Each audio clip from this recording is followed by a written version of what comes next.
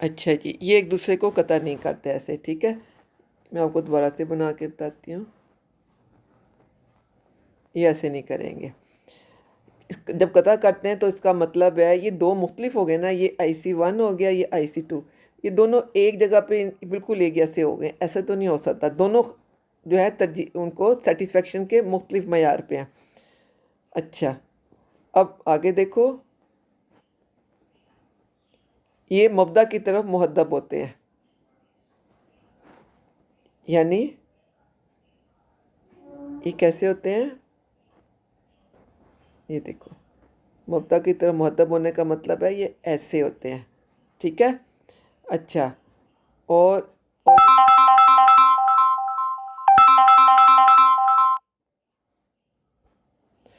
और आगे किस शक्ल के नहीं होते, ये इस शक्ल के भी नहीं होते, ठीक है। बस इनकी बैक हमेशा इसकी तरफ होती है। इसके बाद ये अब आगे देखो,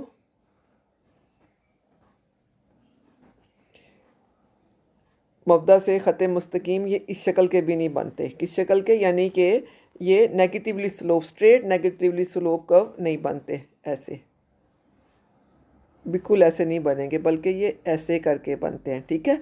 अच्छा, और आगे देखो, मब्दा से मकर, ये मैंने सारी आपको बना के दिखा दी हैं।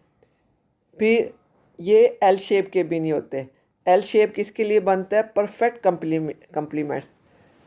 कम्प्लीमेंट्री गुड्स कौन सी होती हैं, जो एक दूसरे को मिल के मुकम्मल करते हैं। तकमीली अशिया से क्या मुराद है, ऐसे आपको शॉर्ट क्वेश्चन आ जाए तो तकमीली अशिया से मुराद वो अशिया होती हैं जो अकेली इस्तेमाल नहीं होती, बल्कि एक मुय्यना तनासब के साथ इकट्ठे इस्तेमाल होती हैं। जैसे पेन के साथ इंक, मैंने आपको समझाया था ना, दाएं पाँव का जोड़ा और बाएं पाँव की जुराब आपस में, जूता भी इसमें आ गया, फिर पेन और गाड़ी और पेट्रोल वगैरह हो गया।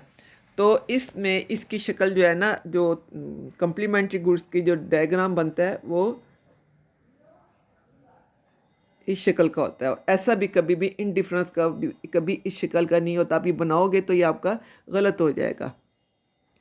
अदम तरजीह का ऊपर वाला ख़त नीचे वाले ख़त के मुकाबले में बुलंद तस्कीन फ्राहम करता है। कैसे, ये देखो, indifference curve number 1, indifference curve number 2, indifference curve number 3। तो इंडिफरेंस कर्व ये नीचे वाले पे तस्कीन कम है, उससे वाले पे और ज़्यादा है, और उससे ऊपर जो जो हम आगे चलते जा रहे हैं वो हमारा बढ़ता चला जा रहा है। ओके, अच्छा, और आगे देख लो बेटी, अदम तरजीह का ख़त किसी महवर को नहीं छूता। ना ये इसने एक्स को छूना है, ना इसने वाई को छूना है। वो कैसे, ना ये वाई को छुएगा और ना ये एक्स को छुएगा। दोनों सूरतों में गलत हो जाता है। आपने बेटे इसका पॉइंट की हेडिंग याद करनी है और साथ डायग्राम बना के, बहुत ज़्यादा एक्सप्लेनेशन की आपको ज़रूरत नहीं है। इनकी आप हेडिंग याद करो और फिर इनका डायग्राम बना के दिखा दो, आपका जवाब आपका बहुत अच्छा तैयार हो जाएगा। और आगे चलते हैं। ये ज़रूरी नहीं कि अदम तरजीह के खतूत एक दूसरे के मतवाजी हों, ठीक है। वो कहता है ज़रूरी नहीं है कि इन सब के दरमियान में फ़ासला एक जैसा हो, इनमें फ़ासला कम या ज़्यादा भी हो सकता है, ऐसे भी हो सकता है, ठीक है।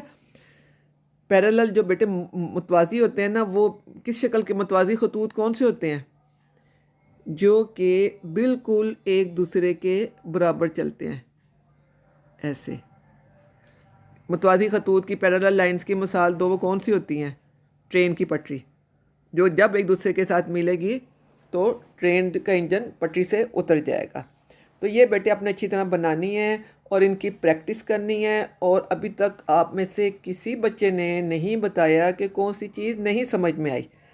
आपने बेटे इनकी प्रैक्टिस कर लेनी है अच्छी तरह, और उनकी कॉपी पे जो नहीं बनता मेरे से पूछ लो। फिर अटेंडेंस आपने बाकायदगी से देनी है। अगर कोई बच्चा आपको कोई आपसे पूछता है तो उनको अपने ग्रुप का बता दो। बट इससे आगे फिर हम इंशाल्लाह कंटिन्यू करेंगे। अच्छी तरह पढ़ लो, कल संडे का दिन है, या अच्छी तरह सारा डायग्राम बना के तैयार कर लो। अच्छा बच्चों, अल्लाह हाफिज़।